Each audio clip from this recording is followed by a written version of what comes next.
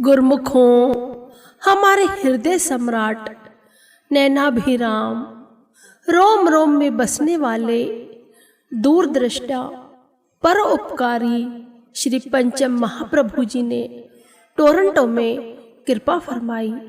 वहां पर श्री गुरु महाराज जी एक भक्त जी के घर गए। उस भक्त जी की जन्मभूमि टेरी थी। श्री पंचम महाप्रभु जी ने भक्त जी को फरमाया, आपके पूर्वज बहुत ही गुरु भक्त थे। श्री गुरु दरबार के प्रति उनकी दृढ़ आस्था थी। आपका भी यही फर्ज बनता है कि मालिक की भक्ति करो। भक्ति से ही सुख, शांति व आनंद की प्राप्ति होती है। उस भक्त जी की एक छोटी सी लड़की थी। उसने बड़े ही भोलेपन भाव से पंचम महाप्रभु जी के चरणों में विनय की, मैं शिव जी की पुजारी हूँ। क्या भगवान शिव की पूजा करना भक्ति नहीं है? श्री वचन हुए, यदि भगवान शिव जी पर तुम्हारी पूर्ण आस्था है तो सिवा उनके अपने दिल में अन्य किसी की आस मत रखना। पार्वती जी ने भगवान शिव को पाने के लिए अपने प्राणों की बाजी लगा दी थी। सप्तऋषियों ने आकर पार्वती माँ को कितना ही भटकाने की कोशिश की, अनेक प्रकार के प्रलोभन भी दिए, परंतु पार्वती जी की अपने इष्ट देव भगवान शिव के चरणों में अनन्य प्रीति थी और गुरु देवर्षि नारद जी के वचनों पर अटूट विश्वास था। इसी प्रकार अगर तुम्हारे मन में भी दृढ़ निश्चय है तो एक न एक दिन अवश्य शिव को पालोगी। यह भी भक्ति का ही रूप है। यदि जरा सी भी कमजोरी रह गई तो शंभु हाथ नहीं आएंगे। फिर तो न गुरु भक्ति न शिव भक्ति, दोनों ओर से खाली हाथ रह जाओगी। इन वचनों ने पूरे परिवार को गुरु भक्ति की राह दिखलाकर उनके जीवन में आश्चर्यजनक परिवर्तन ला दिया। महाप्रभु जी के श्री चरणों में कुछ छोटे बच्चों ने नाटिका प्रस्तुत की, जिसमें भगवान विष्णु और माता लक्ष्मी का दृश्य दिखाया गया।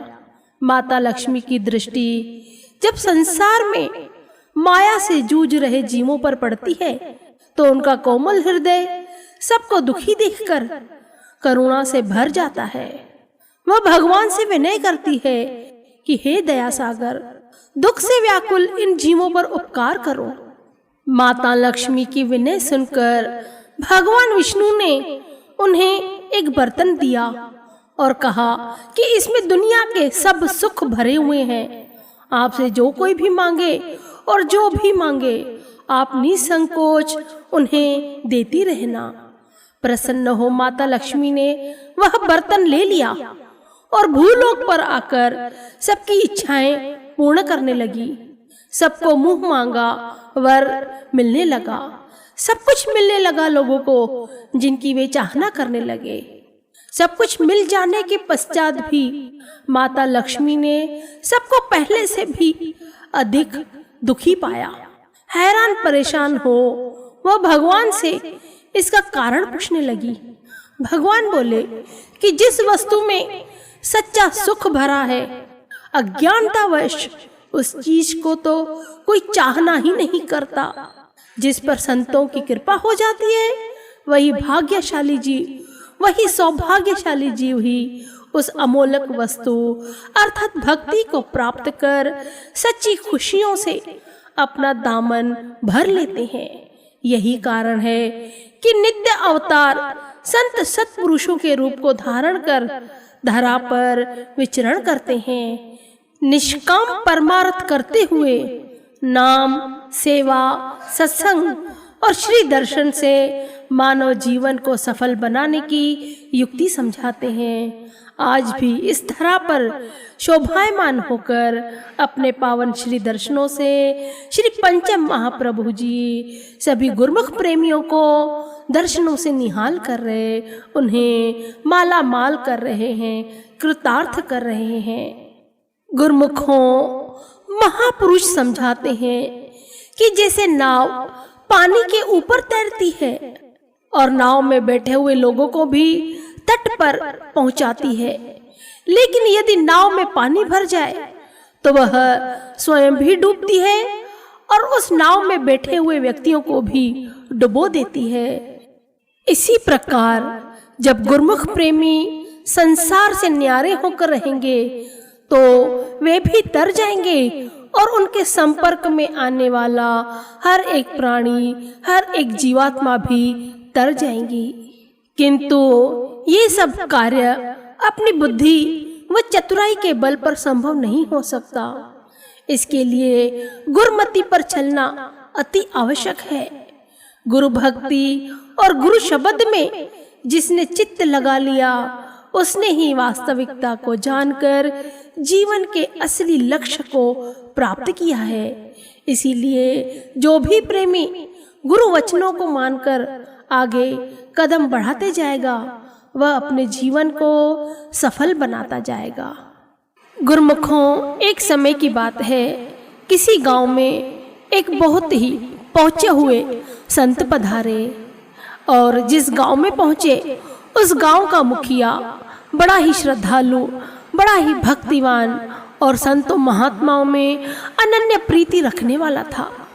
उसने संत जी का स्वागत बड़े ही दिल से किया, बड़े ही चाह से किया और गांव वाले भी उन संत जी के, महात्मा जी के दर्शन करने के लिए आए। अब हमें जैसे मालूम है कि जब हम कहीं भी जाते हैं तो उनके लिए कुछ न कुछ उपहार में अवश्य ले जाते हैं। इसी प्रकार गांव के कुछ लोगों में से कोई व्यक्ति संत महात्मा जी के लिए बताशों से भरा एक टब लेके आए। अब आपको मालूम है संत महापुरुष जो होते हैं वे तो अपने पास कोई भी चीज़ रखते ही नहीं। उन्होंने उसको जो बताशों से भरा टब था, बताशों को प्रसाद के रूप में सबको बांट दिया। अब जब प्रसाद बांट दिया महात्मा जी ने तो सहज ही सब गांव वालों का हालचाल पूछने लगे और साथ ही साथ यह भी पूछने लगे कि क्या तुम भजन बंदगी करते हो, नाम अभ्यास की कमाई करते हो। अब गांव वालों ने उत्तर दिया कि महात्मा जी हमारे पास इतना समय कहाँ, हम तो दिन भर दुनियावी पदार्थों में उलझे हुए रहते हैं और दिन भर के जो मोह माया के काम धंधे हैं उनसे ही हमें फुर्सत नहीं मिलती है, तो हम भजन बंदगी कब करें। अब महात्मा जी को यह सुनकर दुख तो हुआ कि 24 घंटों में से कुछ भी समय ये भजन बंदगी के लिए नहीं निकाल रहे। अब महापुरुष तो ऐसे ही होते हैं, जो जीव गलतियां करते हैं या फिर अज्ञानता के वशीभूत हो, वे सत्य की परख नहीं करते, तो संत महापुरुष जो होते हैं बड़े ही दयावान उन जीवों को सत्य पथ पर ले जाते हैं और उसके लिए वे बहुत ज़्यादा मेहनत करते भी हैं। अब महात्मा जी ने उन सभी गांव वालों को समझाया कि भाई, काम धंधे करने के लिए तुम्हें किसने रोका है। काम धंधे करना, धन अर्जित करना और खर्च करना ये तो हमारी नैतिक जिम्मेदारी होती है, किंतु इसके साथ साथ ही भजन बंदगी करना भी अत्यंत आवश्यक होता है।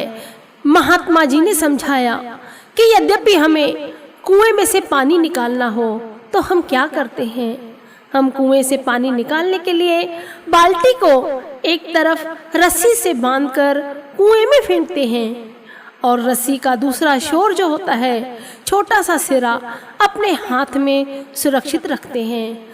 तब हम रस्सी के उस हिस्से की मदद से पानी, बाल्टी और रस्सी को सुरक्षित निकाल सकते हैं और अपनी व दूसरों की प्यास बुझा सकते हैं। यदि रस्सी का ये छोटा सा सिरा भी कुएं में डाल दे तो कुछ भी हाथ पल्ले नहीं आएगा, न पानी, न रस्सी और न ही बाल्टी। इसी प्रकार हम दुनिया में दिन के 24 घंटों को 24 फुट रस्सी के रूप में मान ले और यदि सत्संग व सुमिरन में 1 घंटा सुबह और 1 घंटा शाम को समय बिताएं तो समझो हमने 1 फुट रस्सी अपने हाथ में रख ली। इसी प्रकार बाल्टी और रस्सी के साथ साथ पानी भी ग्रहण कर लिया। और यद्यपि इसके विपरीत यदि कोई व्यक्ति दिन के पूरे 24 घंटे ही दुनियावी धंधों में व्यस्त रहा और परमार्थ का कोई भी कार्य नहीं किया, तो मान लो उसने जीवन की आयु रूपी रस्सी और शरीर रूपी बाल्टी भी कुएं में डाल दी और पानी से प्यास भी न बुझा सका। कहने का तात्पर्य यह है कि अगर हमने अपने जीवन में समय निकालकर भजन बंदगी नहीं की तो हम जीवन में प्यासे ही रह जाएंगे, क्योंकि आत्मा की तृप्ति भी अति आवश्यक होती है गुरुमुखों। अगर हमें भूख लगती है तो हम उसे शांत करने के लिए भोजन ग्रहण करते हैं या फिर कुछ नाश्ता पानी अवश्य ही खाते हैं, क्योंकि हमें ये पता रहता है कि हमें भूख लगी है और अगर हम इसमें कुछ खा लेंगे, उस समय कुछ खा लेंगे तो भूख जो होती है शांत हो जाती है। इसी प्रकार जो आत्मा की भूख होती है उसे भी समय समय पर भोजन देना अति आवश्यक होता है। और वह भोजन कौन सा है? वह भोजन है हमारे श्री पंचम महाप्रभु जी द्वारा बख्शे गए 5 नियम और श्री हाजरा हजूर दाता दीन दयाल जी श्री गुरु महाराज जी द्वारा बताए गए 2 घंटे भजन अभ्यास का नियम। गुरुमुखों, करना तो हमें इतना ही है।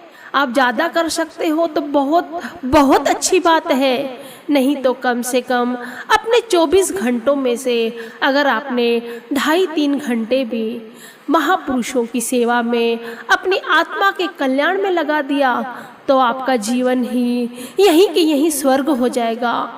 क्योंकि जीव को जब दुख सताते हैं तो वह अपने कर्मों को दोषी ठहराता है। गुरुमुखों, उन कर्मों को काटने के लिए भी संत महापुरुष यही विधि समझाते हैं कि भक्ति करो, क्योंकि भक्ति ही एक ऐसा मूल मंत्र है जिससे दुख तकलीफें सब नष्ट हो जाती हैं।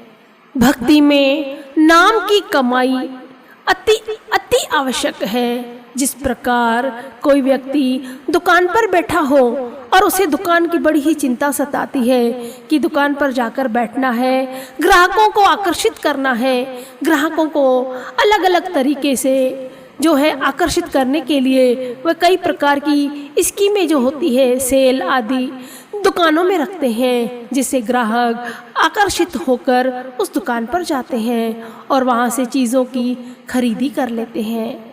और जब ग्राहक उस दुकान पर जाते हैं तो दुकानदार को बहुत खुशी होती है कि आज हमारी ग्राहकी कितनी ज़्यादा हुई है। ये तो हुई संसार की कमाई जो हमने अपनी बुद्धि से की, किंतु महापुरुष समझाते हैं कि जो आत्मा की कमाई होती है वो अपनी बुद्धि से नहीं, वो संत महापुरुषों के श्री चरणों से मिलती है। उनके वचना अनुसार चलकर हम वो कमाई कर सकते हैं जो जिंदगी भर काम आती है। ये कमाई किसी दुकान पर नहीं मिलती, ये कमाई तो संत महापुरुषों के श्री चरणों में दरबार की निष्काम सेवा से मिलती है। श्री गुरु महाराज जी समय समय पर जो हमें आज्ञा देते हैं, सेवा करवाते हैं, ये कमाई उससे प्राप्त होती है गुरुमुखों। अतः संसारी कमाई के साथ साथ अपनी आत्मा की कमाई भी अवश्य करते रहिए, क्योंकि जहाँ पर धन काम नहीं आता वहाँ पर महापुरुषों की रहमतें काम आती है और महापुरुषों की रहमतें नाम की कमाई से प्राप्त होती है। उनके आशीर्वाद जो मिलते हैं जब हम दरबार की सेवा करते हैं उससे प्राप्त होते हैं। श्री गुरु महाराज जी हाजरा हजूर दाता दीन दयाल जी अपने पावन श्री वचनों में फरमाते हैं, नानक तिना बसंत है जिन घर वसिया कंत, जिनके कंत दिशापुरी से अहनिसी फिर ही जलंत। भाग्यशाली गुरमुखों वाणी में कहते हैं नानक तिना बसंत है, उन्हीं गुरमुखों के लिए हर वक्त वसंत ऋतु है जिन्होंने अपने दिल में अपने इष्ट देव को बसा लिया है, जिन्होंने अपने दिल में अपने इष्ट देव को नहीं बसाया तो वे हर वक्त दुखी परेशान रहते हैं। गुरमुखों को हर वक्त यही देखना है कि क्या उनके जीवन में वसंत ऋतु की तरह ही खुशहाली बनी रहती है। जैसे वसंत ऋतु के आने पर धरती पर सब जगह हरियाली छा जाती है, वैसे ही अगर गुरमुख अपने इष्ट देव की आज्ञा में रहते हैं तो उनके जीवन में भी वो ही वसंत बहार सदा ही छाई रहती है। वो ही खुशियाँ और आनंद हमेशा उनके साथ रहते हैं। संसार वासना के लोभी गुरु की महिमा क्या जानेंगे। संसार वासना के लोभी गुरु की महिमा क्या जानेंगे। जिनके विवेक की आँख नहीं परमार्थ क्या पहचानेंगे। जिनके विवेक की आँख नहीं परमार्थ क्या पहचानेंगे। धीरे धीरे चलते चलते निश्चय मंजिल पा जाएंगे। धीरे धीरे चलते चलते निश्चय मंजिल पा जाएंगे। श्रद्धा सत्संग और सेवा से चल पड़ने की जो ठानेंगे। श्रद्धा सत्संग और सेवा से चल पड़ने की जो ठानेंगे। श्रद्धा सत्संग और सेवा से चल पड़ने की जो ठानेंगे। जिनके विवेक की आँख नहीं परमार्थ क्या पहचानेंगे। जिनके विवेक की आँख नहीं परमार्थ क्या पहचानेंगे। संसार वासना के लोभी गुरु की महिमा क्या जानेंगे। संसार वासना के लोभी गुरु की महिमा क्या जानेंगे। बिन चढ़े नाम की किश्ती पर भव पार उतरना मुश्किल है। जिनका मन है अभिमान भरा वो संतों की क्या मानेंगे। जिनका मन है अभिमान भरा वो संतों की क्या मानेंगे। जिनके विवेक की आँख नहीं परमार्थ क्या पहचानेंगे। तीनों तापों की लपटों से निश्चय ही वो बच जाएंगे। सतगुरु कृपा की छतरी जो अपने तन मन पर तानेंगे। सतगुरु कृपा की छतरी जो अपने तन मन पर तानेंगे। जिनके विवेक की आँख नहीं परमार्थ क्या पहचानेंगे। जिनके विवेक की आँख नहीं परमार्थ क्या पहचानेंगे। ईश्वर की पावन ज्योति को घट में प्रगट कर जाएंगे। पल पल छिन छिन हर श्वासों से जो सतगुरु को ही ध्याएंगे। पल पल छिन छिन हर श्वासों से जो सतगुरु को ही ध्याएंगे। जिनके विवेक की आँख नहीं परमार्थ क्या पहचानेंगे। जिनके विवेक की आँख नहीं परमार्थ क्या पहचानेंगे। कर देंगे नजरे करम जिन पर मस्तक भाग जगा देंगे। कर देंगे नजरे करम जिन पर मस्तक भाग जगा देंगे। पहचान जिन्हें दासा देंगे, संतों को वही पहचानेंगे। पहचान जिन्हें दासा देंगे, संतों को वही पहचानेंगे। जिनके विवेक की आँख नहीं परमार्थ क्या पहचानेंगे। संसार वासना के लोभी गुरु की महिमा क्या जानेंगे। संसार वासना के लोभी गुरु की महिमा क्या जानेंगे। जिनके विवेक की आँख नहीं परमार्थ क्या पहचानेंगे। जिनके विवेक की आँख नहीं परमार्थ क्या पहचानेंगे। गुरमुखों, इसलिए महापुरुष समझाते हैं, संसार सागर से पार उतरने का एकमात्र साधन केवल भक्ति परमार्थ है। जब हम भक्ति के पथ पर चलते हैं, तब श्री परमहंस गुरु महाराज जी हमें वह ज्ञान प्रदान करते हैं, हमें वह विवेक प्रदान करते हैं, वे आंखें हमें देते हैं जिनसे हमें सत्य और असत की पहचान आ जाती है। ये महापुरुषों के ही उपकार हैं।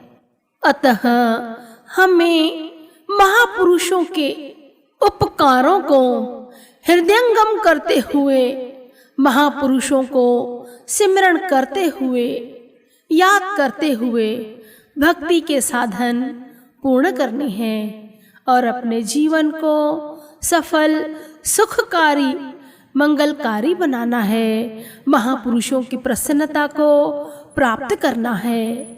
बोलो जयकारा बोल मेरे श्री गुरु महाराज की जय।